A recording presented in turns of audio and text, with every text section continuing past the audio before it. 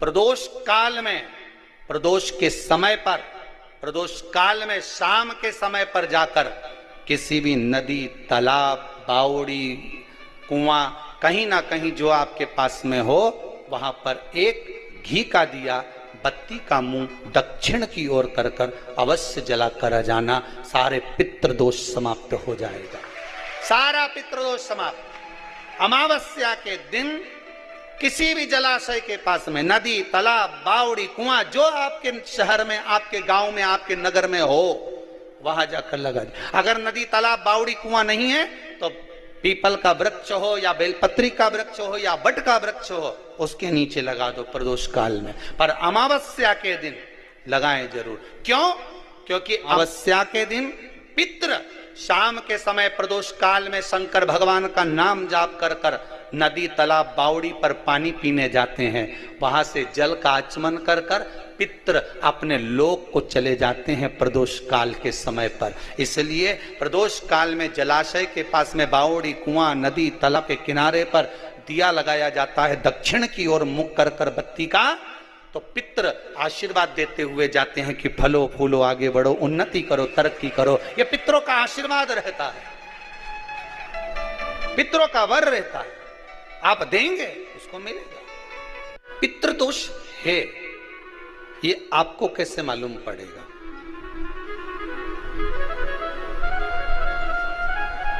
पितृ भूखे हैं, इसका तो वर्णन हमने पहले कर दिया कि रात्रि को जब आप सोने के बाद में 1-1.5 घंटे बाद अगर आपकी नींद खुल जाए, 1 घंटा 1.5 घंटा आप सो लिए, उसके बाद जो नींद खुली तो 1-1.5 घंटे तक अगर आपको नींद नहीं आ रही है, रात्रि को सोने के बाद में 1 घंटे बाद जब उठे तो आपको प्यास लग गई, भूख लगने लगी, प्यास लगने लगी कि मेरे को पानी पीना पड़ेगा, घबराहट हो रही, पानी पीना पड़ेगा। 1-1.5 घंटे सोने के बाद अचानक नींद खुले और आपको प्यास लगे, समझ लेना आपके पितृ भूखे हैं और प्यास है।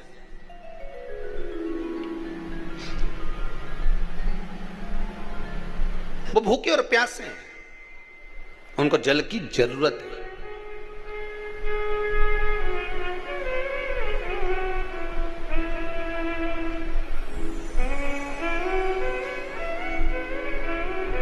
किसी भी नदी में, सरोवर में, कुंड में, बावड़ी में, तालाब में, आप तीर्थ में जाकर जब स्नान करते हैं तो स्नान करने के बाद एक काम का नियम बना लो कि अपने हाथ की अंजलि में जल लेकर अपने पूर्वजों को देना है। प्यासे रहते हैं, भाग मांगते हैं।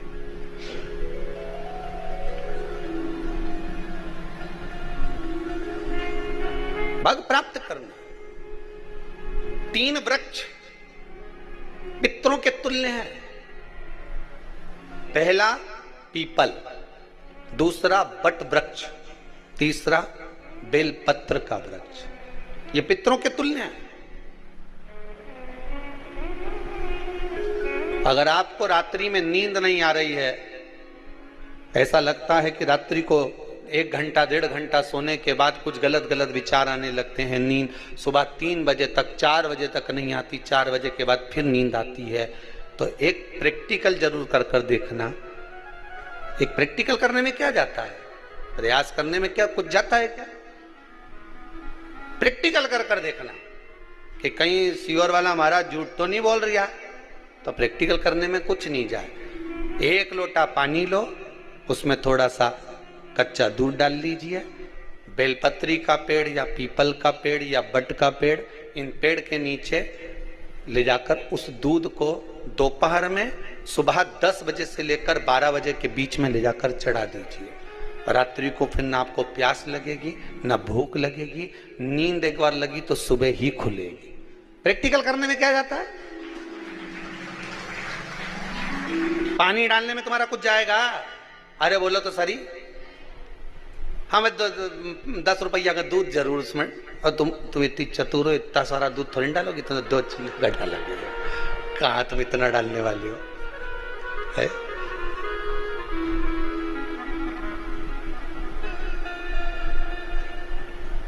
प्रैक्टिकल करने में क्या जाता है? कुछ भी नहीं बिगड़ेगा। ये तो बस जल डालोगे, तुम्हारा ही कुछ अच्छा हो सकता है, बाबा की कृपा है।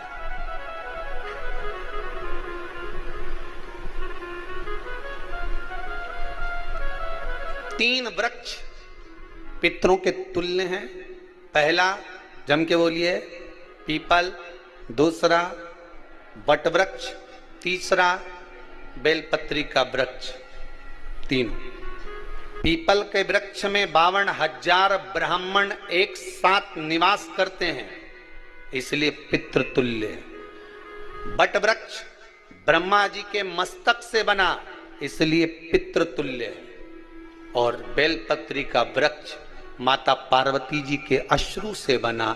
जब आंसू गिरे थे माता जगत जननी जगदम्बा पार्वती के, उस समय पर पितृलोक में हलचल उत्पन्न हो गई थी। हमारी नातिन की आंख में आंसू कैसे आ गए?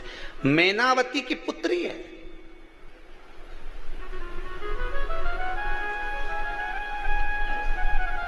पितरों की नातिन, इसकी अश्रु कैसे गिर गए? पार्वती जी ने कहा, ये आंसू नहीं, मेरा पुण्य भाग प्रकट करती हूं बेलपत्री के रूप में। तो पितरों ने वर दिया था कि ये बेलपत्री का वृक्ष हमारा आशीर्वाद है, इसके नीचे अगर कोई दीप लगाता है, शिव को स्पर्श कर चढ़ाता है, उसके पितरों की शांति होगी। हम स्वयं उसको आशीर्वाद देने के लिए पधारेंगे। बेलपत्र का वृक्ष पितृतुल्य।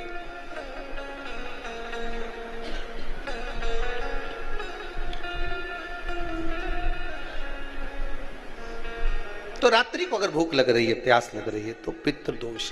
दूसरा पितृदोष का लक्षण बताया, घर में कोई शुभ कार्य ना हो, वंश की वृद्धि ना हो।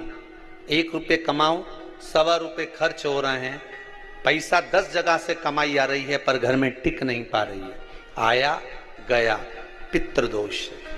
जरा सी कटोरी पड़ी है, उसके पीछे विवाद चालू हो जाए, पानी ढुल गया, उसके पीछे विवाद हो जाए, या छोटी छोटी बात में घर में क्लेश मचा हुआ है, पितृदोष है। समझ लो हमारे पूर्वज हमसे खुश नहीं, प्रसन्न नहीं। मौका लग जाए, सारी दुनिया के लोग तुमसे कह रहे हैं तेरे घर में पितृदोष है, 1 रुपये कमाते हो, 1.25 रुपये खर्च होता था, मानसिक टेंशन बना रहता है। घर में एक व्यक्ति बीमार है, ठीक हुआ, दूसरा बीमार पड़ गया, दूसरा ठीक हुआ, तीसरा बीमार पड़ गया, तीसरा ठीक हुआ, चौथा बीमार पड़ गया। मतलब कहीं ना कहीं पितृ का भाव, पितृदोष का वर्णन। किसी ने कहा तुमसे कि तेरे यहाँ पितृदोष है, तूने ब्राह्मण को भोजन करा दिया, पिंडदान करा दिया, तर्पण करा दिया, तिलांजलि करा दी, गया जी का श्राद्ध कर दिया, हरिद्वार चली गई, वहां पिंडदान करवा दिया, ब्राह्मण भोज करवा दिया, तिथि पर भोजन करवा दिया, सब कुछ करवा के देते। अब एक काम और करके दे, एक काम और करके देखो। जब तुम घर में भगवान शंकर की आरती, तुम्हारे घर में शंकर जी का शिवलिंग है, भले काय का भी हो, छोटा सा, भले सियोर का कंकर शंकर हो, नर्मदा का कंकर हो, चाहे शंकर पारक के हो, पीतल के हो, स्टील के हो, लकड़ी के हो, जिसके भी हो, लोहे के हो, पाषाण के हो, जिसके भी हो, शंकर का शिवलिंग अगर हमारे घर में है और आप रोज प्रतिदिन भगवान की आरती करते हो, प्रतिदिन, और आपको लग रहा है कि मेरे यहाँ तकलीफ चल रही है, ये ठीक ही नहीं हो रही, लगभग 1.5 महीना आप कम से कम 45 दिन, 1.5 महीने के करीब में ऐसा प्रयास करना कि भगवान की आरती, शंकर भगवान के शिवलिंग की आरती करने के बाद उस दिए को भगवान के सामने मत रखो, उस दिए को उठाकर जहां तुम पानी का मटका रखते हो, हंडा रखते हो, जिससे तुम पानी पीते हो, तुम्हारे रसोई घर में जो पानी का मटका, हंडा, बाल्टी, आरओ का पानी जिस मटके में गिरता है, हंडे में गिरता है, जिसको हमारे पितरों का स्थान कहते हैं, उस स्थान पर, उस मटके के पास में, हंडे के पास में, उस बाल्टी के पास में, जहां रसोई घर में पानी रखते हो, उस रसोई घर में पानी जहां रखते हो, उसके पास में उस दिए को भगवान के सामने नहीं रखना। आरती उतारने के बाद उस दिए को ले जाके सीधे परिंडे के पास में, उस हंडे के पास में, मटके के पास में उसको रखो। केवल 1.5 महीना कर देखना, 1.5